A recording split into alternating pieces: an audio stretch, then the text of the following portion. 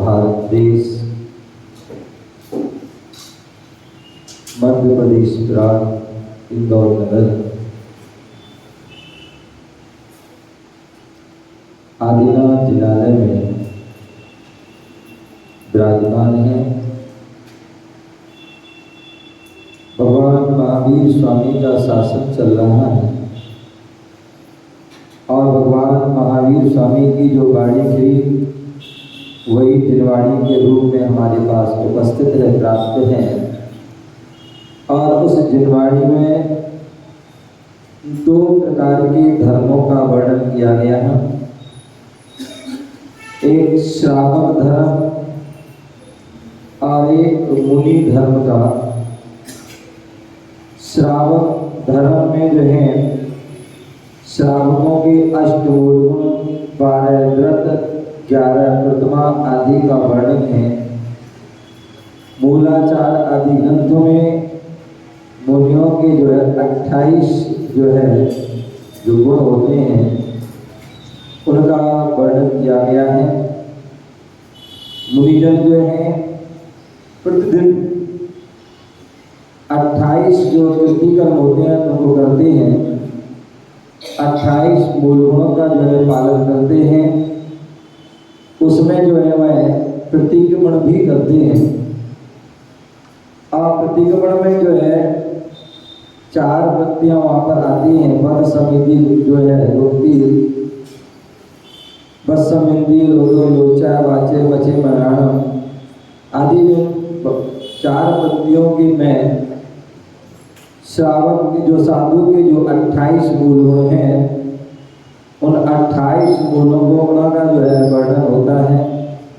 बोले मुनिराज, जिन्हें हम महावृत्ति कहते हैं, जिन्हें हम महान भी कहते हैं, जिन्हें हम परम पूज्य भी लगाते हैं, बोले मुनिराज जो हैं, जो मौन साधना करते हैं, ऐसे वह मुनिराज होते हैं महाव्रती, महान व्रतों को जिन्होंने धारण कर लिया है, जो व्रतों से जो है दूर भागते सामान्य जन, ऐसे उन महान व्रतों को उन्होंने जो है जीवन में अंगीकार है किया है।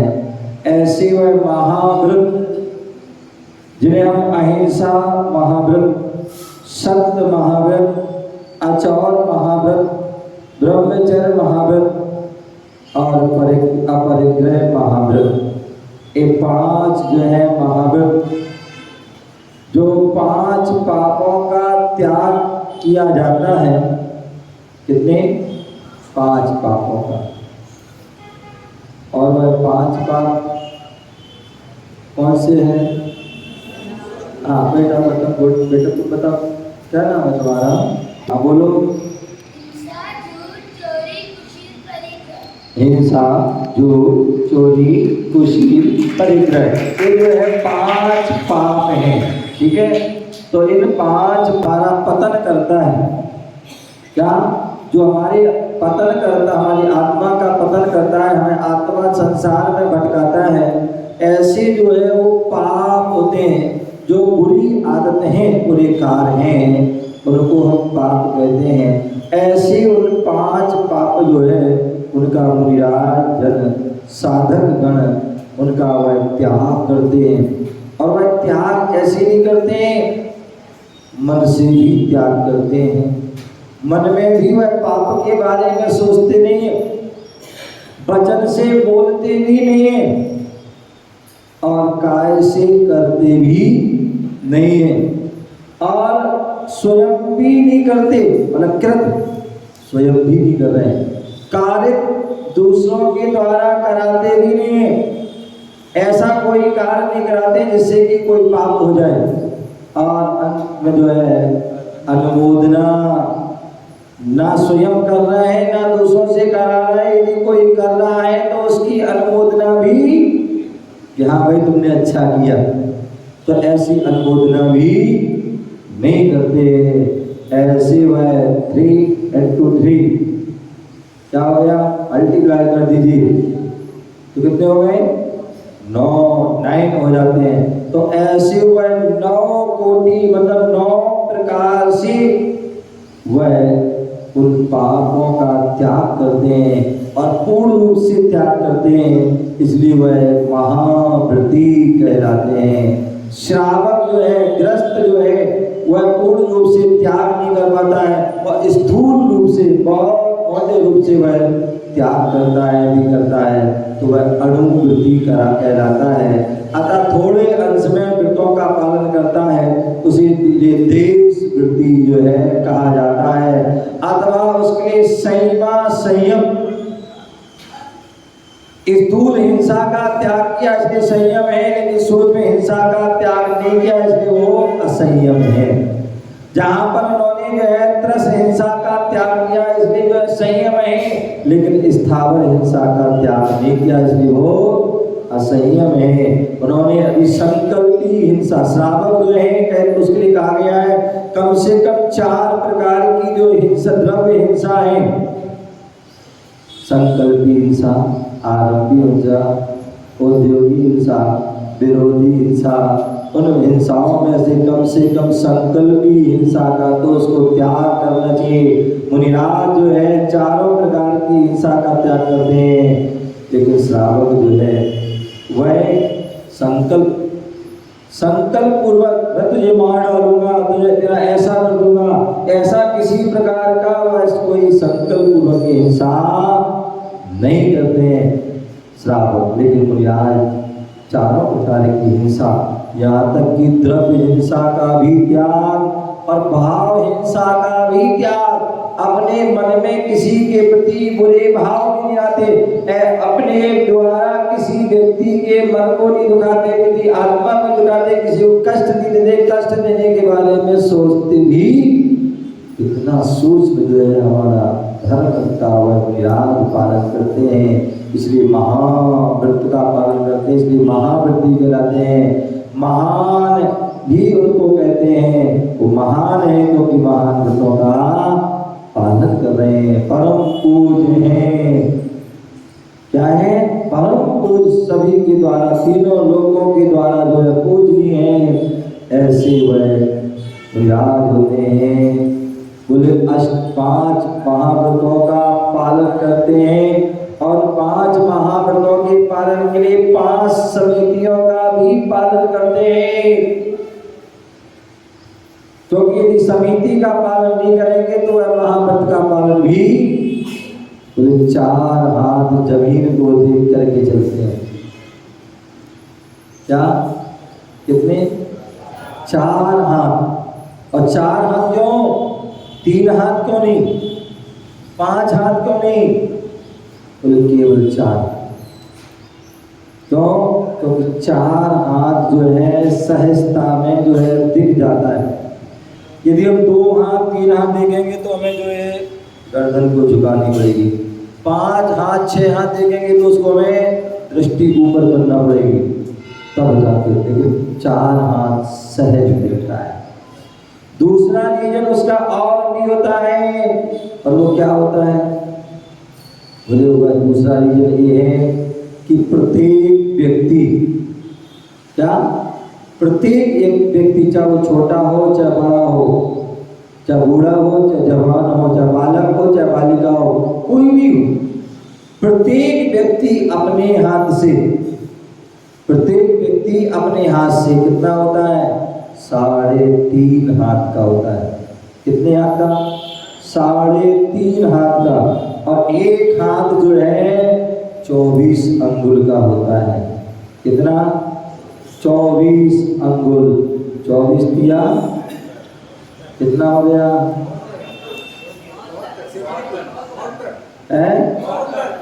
72 है। और उसमें आधा हाथ और बढ़ा लीजिए, मतलब 12 और बढ़ा दिए, 12 दूनी 24, तो कितने हो गए? 84। प्रत्येक व्यक्ति अपने उन अंगुलों से नाप लेना, कितने अंगुल का होगा? 84 अंगुल का होता है। क्या? घर जाके नाप लेना। अब अभी नाप लेते हो कितना होशियार है। अभी कल का काम आइए तो नाप लेना अपने हाथों से व्यक्ति 84 तो इसलिए जो है 3.5 हाथ का होता है। और जब वो चलता है तो हो सकता उल्टा खाता है, ठोकर लग जाती है और वो गिरता है। क्या? ठोकर खाती है और गिरता है, तो कैसे गिरेगा? बहुत से बहुत आधा हाथ और आगे जा सकता है। इसलिए 4 हाथ जमीन को लेकर चलना है। क्यों? जिससे कि जीव की हिंसा न हो। इसी प्रकार वह भाषा समिति, एषणा समिति, आदरणीय के प्रतिष्ठा पर 5 समितियों का उसका उद्देश्य ही मुख्य रूप से है जीव रक्षा। क्या है? जीव रक्षा है। इसलिए वह 5 समितियों का पालन करते हैं।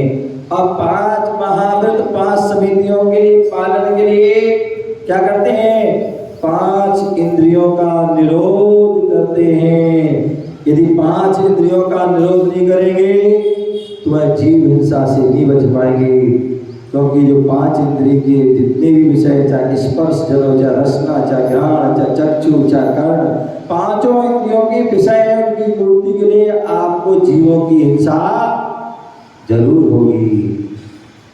मान लीजिए आपको स्पर्श जन, क्या स्पर्श के लिए आपने बढ़िया अच्छे से अच्छे क्या चाहिए? जूते चाहिए।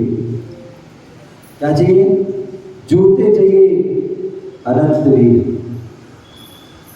अति वीर, क्या चाहिए? अच्छे जूते चाहिए। तो आप क्या करेंगे? बाजार में जाएंगे और बाटा कंपनी के बढ़िया सॉफ्ट जूते लाएंगे। ध्यान रखना, जो बाटा कंपनी है वो क्या है, उसके जो जूते हैं तो क्या होते हैं? अधिकांश जो है चमड़े आदि के जूते होते हैं, जो चमड़े की चप्पल होती है। और चमड़ा जो होता है वो क्या होता है? जो तरस जीवों की जो है शरीर की जो खाल आदि के माध्यम से जो है बनता है। तो इसलिए आप यदि चमड़े के जूते, चमड़े की चप्पल, चमड़े के बेल्ट, चमड़े के पर्स यदि यूज कर रहे हो तो उसके माध्यम से जो हिंसा हो रही है उसके भागीदार आप हैं। स्पर्श अभी जो है मुनीश्री बता रहे थे कि हम जो लिपस्टिक लगाते हैं, नेल पॉलिश लगाते हैं और भी अनेक प्रकार की जो है क्रीम, पाउडर, शैम्पू आदि लगाते हैं, साबुन लगाते हैं शरीर को अच्छा बनाने के लिए, लेकिन उसमें भी कितने सारे जीवों की विराधना हो जाती है, उसका दोष हमें लगता है। रसना इंद्रिय के जो है हम उस आधीन होते हैं और उस रसना की जो है अब क्या करते हैं, उस स्वाद के लिए बाजार में जाते हैं और बहुत सारी ऐसी वस्तुओं को पिस्टा, पेटी आदि जिनमें जो है एग होता है, ऐसी वस्तुओं को खाते हैं। क्या होता है जिनमें एग आदि होता है, बाजार की जो कंपनी वाली आइसक्रीम आदि होती है, कंपनी वाले बिस्कुट आदि जिनों में जो अशुद्ध वस्तु लगी होती हैं और हम वस्तुओं का प्रयोग करते हैं तो उसके माध्यम से हम कितने सारे जीवों की हम प्रार्थना करते हैं। हम इत्र लगाते हैं, सेंट लगाते हैं, परफ्यूम लगाते हैं और एक इत्र सेंट परफ्यूम जो बनता है कितने सारे फूल आदि के माध्यम से बनता है। फूल को जो तोड़ा जाता है और तोड़ते हैं तो जीव की प्रार्थना, और फूल हमने अपनी नाश का सुगंध के लिए कितने सारे जीवों की प्रार्थना कर ली। उसी प्रकार हम जो इतने सारे कपड़े सुंदर लगना चाहिए अच्छे, और उसके लिए अच्छे से अच्छे जो है साबुन सोडा लगाते हैं और उसके से कपड़े धोते हैं और उसमें अनेक प्रकार के पानी जो बहाते हैं, सोडा बहाते हैं। इसलिए और उसी प्रकार से कर्ण इंद्रिय के जो विषय हैं अच्छे, जो हम जो है गीत गाने आदि सुनते हैं और उसमें भी कितने सारे जीवों की प्रार्थना आदि हो सकती है। ऐसी जो है आपको हिंसा का पालन कैसे, अहिंसा का पालन कैसे हो, आप जो है समितियों का पालन कैसे हो, आप जो है पंचेंद्रिय पर विजय पाप कैसे प्राप्त करें, उसके लिए आगम ने कहा कि षड आवश्यक कर्तव्यों का पालन करें और षड आवश्यक का कर्तव्य का पालन करोगे तो जो है सारे जो है व्रतों का पालन हो जाएगा। और उसके बाद 7 विशेष गुण भी बोल दिया कि आपको 7 विशेष गुण, बोले साधु स्नान ना करें, क्या स्नान ना करें, क्योंकि स्नान करेंगे तो उससे क्या होगा, वह पानी बहकर जाएगा नाली आदि में और उसमें जीव प्रार्थना होगी। ऊपर पानी डालेंगे, सिर में भी जीव हो सकते हैं, पीठ आदि पर भी जीव हो सकते हैं और सूस बड़े जीव आदि और उससे उनकी विराधना हो सकती है। इसलिए जो है वह नहाते नहीं, स्नान नहीं करते हैं। प्रयास किसी प्रकार का जो है दांत हमारे सुंदर रहे, इसके भी जो है वह किसी प्रकार का कोई मंजन आदि भी टूथपेस्ट आदि नहीं करते हैं, क्योंकि उसका टूथपेस्ट जो है जो सब मंजन बनता है वो भी अशुद्ध होता है और जो बुरुश बनता है वो भी जो जो है अशुद्ध तरीके से बनते हैं। इसलिए साधु ना पेस्ट ना जो बुरुश आदि किसी प्रकार का नहीं करते हैं और जो है वह एक टाइम ही भोजन करते हैं, क्योंकि बार बार भोजन होगा तो उसमें भी अनेक प्रकार का आरंभ सारंभ होगा, इसलिए एक टाइम भोजन करते हैं और वो भी अल्प भोजन, इसलिए खड़े होकर के भोजन करते हैं। क्या करते हैं, खड़े होकर के भोजन करते हैं, क्योंकि बैठेंगे तो उसमें जो है ज्यादा भी भोजन होगा और उसमें हो सकता है बैठने में जीव, उड़ने में जीवों की प्रार्थना हो सकती है, इसलिए वो खड़े होकर। संपाद बोले दोनों पैरों में पंजे और एड़ी में 4 अंगुल का अंतर होता है और संपाद होने से जो ज्यादा देर खड़े नहीं हो पाते, इसलिए जो है अल्पाहार। बोले रसना इंद्रिय को वश में करने के लिए वो क्या करते हैं, अंजलि में आहार करते हैं, थाली में आहार नहीं करते, तो थाली में आहार वस्तु रख सकते हैं। क्या रख सकते हैं? मन पसंद वस्तु रख सकते हैं। इसलिए वो हाथ में करते हैं, हाथ में जो आ गया सो ले लिया, मांगते नहीं है। क्या कभी किसी से कोई मांगते नहीं, कोई प्रकार का इशारा आदि भी नहीं करते हैं। जो अंजलि में आ गया उसको ही समता भाव से ले लेते हैं। ठंडा हो चाहे वो गर्म हो, चाहे नमक का हो चाहे बिना नमक का हो, चाहे मीठा हो चाहे बिना मीठा हो, चाहे घी का हो चाहे बिना घी का हो, चाहे खटाई का हो चाहे बिना खटाई का, कैसे जैसा आ गया वैसा बस शुद्ध होना चाहिए वह ले लेते हैं। ऐसा वह उनका जो है अंजलि में आहार करते। भूमि सहित एक करवट से, क्या मुनिराज कभी सीधे भी सोते हैं? सीधे सोते हैं तो उनके लिए उनके जो है व्रत आदि में दोष लग सकता है, और ना ही वह पीठ जो है पेट के बल सोते हैं, उससे भी जो है उनके जो है व्रतों में दोष लग सकता है। इसलिए एक करवट, जैसे जैसे धनुष होता है ऐसे वह एक करवट जो है लेते हैं, वो भी मार्जन करके लेते हैं, अल्प निद्रा लेते हैं, करवट बदलते नहीं है। और यदि बदलते हैं तो उससे जीव मार्जन पिछी आदि से मार्जन करते हैं, जिससे कि जीवों की प्रार्थना ना हो जाए। इसलिए भूमि पर एक जो है करवट से सोते हैं। और अंत में जो है वस्त्रों का भी त्याग करते हैं, क्योंकि वस्त्र जो होंगे वह वस्त्र जो बनाए जाते हैं कोसे आदि जो है जीव जंतु होते हैं उनके बनाया जाता है, और उसमें भी जीवों की प्रार्थना होती है। या और भी अन्य तरह से कपड़ा बनता है वो बनता है, उसमें भी आरंभ सारंभ होता है और उसमें भी जीवों की प्रार्थना होती है। इसलिए वह उस कपड़े को नहीं पहनते हैं। कपड़ा बनने में भी जो है क्या हिंसा आदि हो सकती है, कपड़े को साफ रखने में भी हिंसा आरंभ हो सकता है। इसलिए जो है वह कपड़ा ना पहनते हैं और ना ही उसको धोते हैं। तो इस प्रकार से वह जो कपड़ों का वस्त्र का भी त्याग होता है। और अंत में जो है केश लौंच क्या करते हैं? केश लौंच करते हैं। बोले उनके जीवन की जो सबसे जो कठोर कठिन साधना है वह केश लौंच करते हैं। व्यक्ति जो है प्रत्येक व्यक्ति अपने बालों की रक्षा के लिए, सुरक्षा के लिए, उनको व्यवस्थित रखने कितना हजारों लाखों रुपया व्यक्ति खर्च करता है दिन रात कि हमारे बाल क्या हो सुरक्षित रहे। उसके लिए अनेक प्रकार के तेल लगाता है, अनेक प्रकार की जेल लगाता है, अनेक प्रकार की मेहंदी लगाता है। उन बालों को सेट कराने के लिए हम जो है कहाँ जाते हैं? सैलून आदि में जाते हैं और अनेक प्रकार के वहाँ पर जाकर के क्या करते हैं? स्टाइलिश बालों को रखते हैं। क्योंकि इससे वह की शोभा मानते हैं, शोभा होती है, ये उनका दान है। ध्यान रखिए, बालों से जो है शोभा नहीं होती है। बालों की जो जीव व्यक्ति के शरीर की जो शोभा होती है वो संयम से होती है। कब से होती है? पर यही कारण है कि साधु के चेहरे पर यदि बाल हो तो भी उनका शरीर जो है, उनका चेहरा जो है चमकता है, दमकता है।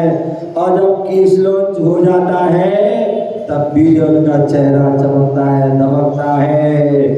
तो ऐसे वह जो है हर समय जो है वह क्यों दमकता है? क्योंकि वह संयम की साधना तब को धारण किए, व्रतों का पालन करते हैं। आप देखिए मुनिराज व्रत हो, जवान हो, काले हो चाहे गोरे हो, लेकिन फिर भी उनका शरीर जो चमकता दमकता है। कभी जो है साबुन नहीं लगाते हैं, कोई क्रीम पाउडर आदि लगाते हैं, फिर भी उनका शरीर चमकता है।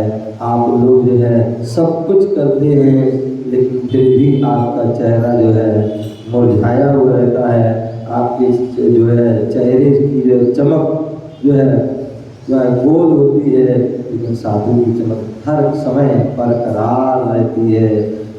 संयम की तपस्या का ही प्रभाव होता है। आचार जो है जो जो सोमदेव विराज हुए, उन्होंने सोमदेव उपास का अध्ययन ग्रंथ में बहुत सुंदर पंक्ति लिखी है।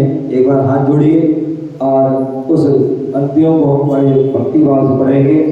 अदन्या संग वैराग्य परिचयति सानाम केशोत्पाटन सर्वविधा।